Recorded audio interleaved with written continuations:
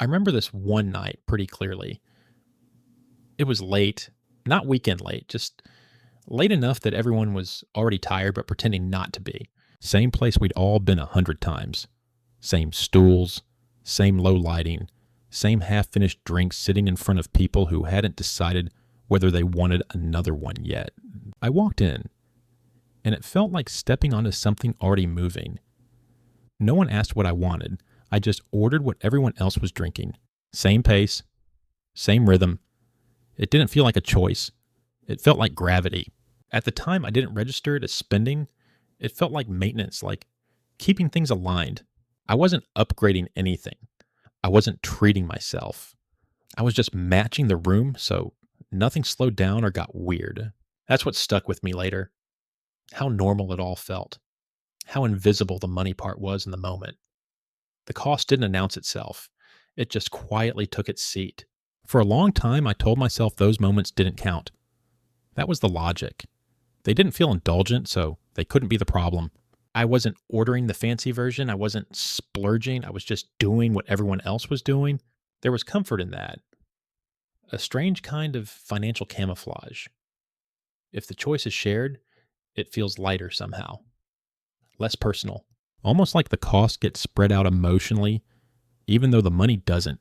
Weeks later, I check my account and feel this low-grade confusion. Nothing jumped out. No big mistake. No single purchase I could point at and say, that was dumb. Just a balance that seemed lower than it should have been. That's the part that bothered me. The gap between how careful I thought I was and how things actually looked. I didn't feel reckless. I felt normal. And for a while, I couldn't tell those two things apart. Food was where this really started showing up without me noticing. Group dinners, quick lunches, ordering in because no one wanted to think too hard.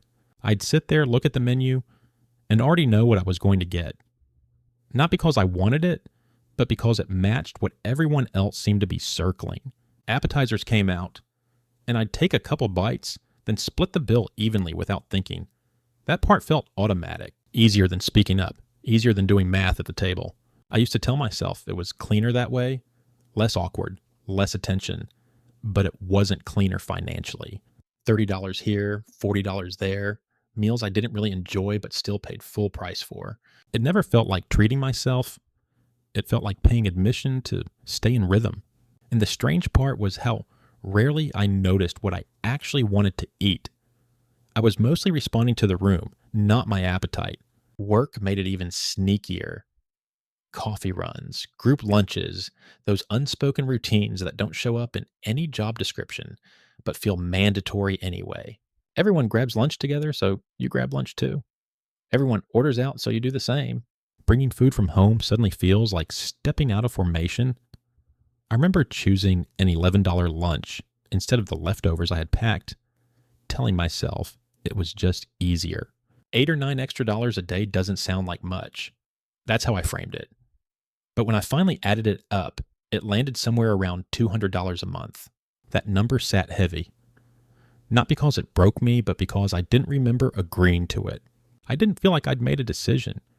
I just followed the current.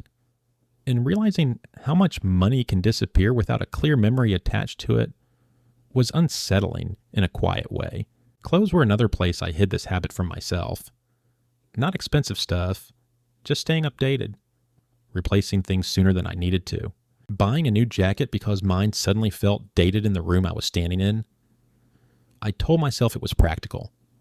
Maintenance. But it wasn't. It was alignment. I didn't want to look out of step. Every couple months, I'd drop $100 here, $150 there. Nothing dramatic, nothing exciting, just enough to feel current. I didn't feel proud of these purchases. I felt relieved. And that relief didn't last long. That's what made it expensive. Over a year, those quiet updates added up to over $1,000. $1,000 I couldn't really point to. It hadn't bought me joy. Just temporary comfort. Transportation might have been the easiest one to miss. Ride shares instead of buses. Parking where everyone else parked. Leaving when the group left. Even if I could have stayed or gone earlier. It felt like convenience, but it was really momentum. I didn't want to be the one slowing things down. So I paid to keep up. At one point, I looked back and realized ride shares alone were costing me more than $200 a month. I remember staring at that number and feeling tired, not shocked, just worn down, because none of those rides felt unnecessary at the time. Each one made sense in the moment. That's the part I didn't want to look at first. How reasonable everything felt individually and how unreasonable it looked all together. Subscriptions were quieter, almost polite. Streaming services everyone talked about, apps everyone used, tools I barely opened but kept because canceling felt like opting out of conversations. $15 here, $10 there. They blended into the background so well I forgot they were real. One night, I finally listed them all out. Not aggressively, just honestly. The total was just under $90 a month. That number didn't scare me. It disappointed me because I realized I wasn't paying for things I loved. I was paying to stay fluent, to stay included. No one had asked me to. That was the uncomfortable part. I'd volunteered. Trips made this habit louder. Group plans where the excitement came first and the cost showed up later. Saying yes before checking dates, before checking balances, before checking anything really. Splitting everything evenly, even when my room was worse or I skipped half the activities. I framed it as being easygoing, generous, flexible, but it was also avoidance. I didn't want to be the person who complicated things, so I absorbed the cost instead. One trip didn't hurt, but over time, it added weight. I remember coming home from one weekend feeling more financially tired than emotionally refreshed. That felt backwards, like I'd paid for stress and called it fun. What really started bothering me was the speed of it all. Decisions made fast, orders placed fast, payments handled fast. Matching the room means you don't pause. And pausing is where awareness lives. Without it, money just moves. I started noticing how many choices I made without realizing I'd made them. That realization was unsettling, not because I felt irresponsible, but because I felt absent. I wasn't choosing, I was sinking. And sinking doesn't ask permission. Eventually, I did the math.